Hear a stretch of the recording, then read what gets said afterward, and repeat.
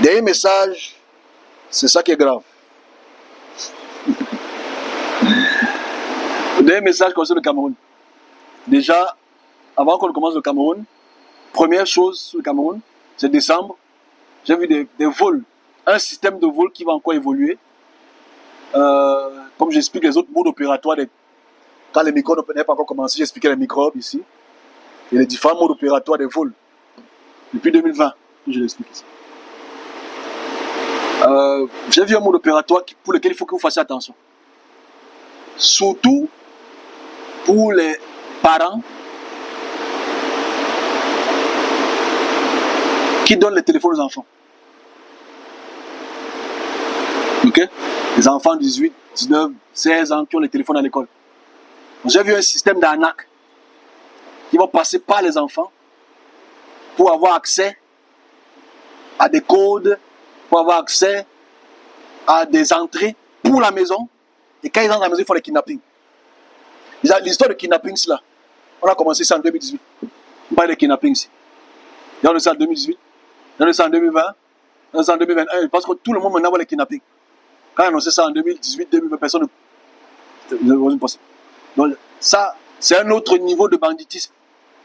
Donc je m'adresse aux parents qui donnent les téléphones aux enfants et qui aiment les jeux de hasard, qui aiment aussi être confrontés à n'importe quelle publication sur Facebook ou à n'importe quelle demande. Faites attention parce que ces gars-là vont structurer leur attaque et attaquer les gens. Et ça va passer encore sur Suimanto, ça va passer encore au journal. Et qu'est-ce qu'on peut faire? Si le service prévient la nation toujours comme ça, mais la nation est toujours inerte. Ou elle, on a annoncé ici, en début d'année, janvier, toujours pour les mototaxis. Voilà ce qui se passe avec les taxis ces jours-ci. Tout le monde va comment il y a les kidnappings, non? On l'a dit en janvier. Les mototaxis, ça a commencé il y a quelques semaines. Ça va augmenter. On a annoncé ici, en mars, avril, un système de pédocriminalité qui va augmenter dans les lieux publics. Je pense que ces jours-ci, on attrape beaucoup. Mais le pouvoir en place n'écoute jamais. Donc, il faut qu'on fasse attention avec ce mode opératoire à travers les téléphones. C'est très facile de hacker un téléphone. C'est très facile pour les jeunes qui veulent l'argent facile ou qui veulent les communications faciles, bien, whatever, de tomber dans les griffes de ces prédateurs qui ont un seul but: entrer dans ton téléphone, prendre les informations importantes et pour certains, arnaquer, violer et kidnapper. Pour moi, qu'est-ce qu'il faut faire? Est-ce qu'on va dire aux enfants de ne pas avoir les téléphones? Ils vont se pendre.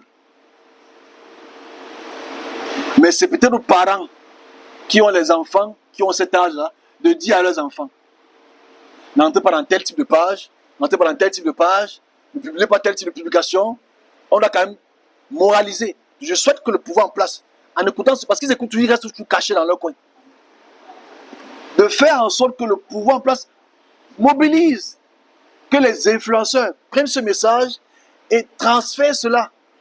Fassent en sorte que les jeunes puissent faire attention avec dans quel groupe ils cliquent, dans quel groupe WhatsApp ou whatever qu'ils cliquent. Fais attention. Parce qu'aujourd'hui, tout le monde veut être visible et whatever. Et on ne sait pas dans quel groupe on entre. Et quand ils commencent à communiquer avec toi: bonjour, bonsoir, comment ça va? Ils sympathisent avec une fille de 16 ans, un enfant de 15 ans, il ne connaît rien. Tu peux venir chez toi, oui. Il vient chez toi, il se cache derrière une maison. Dans cette maison-là, il se cache toute la soirée. Tu ne sais pas qui va te kidnapper, qui va te tuer, qui va tout voler. Il va partir. Et Canada va parler de ça.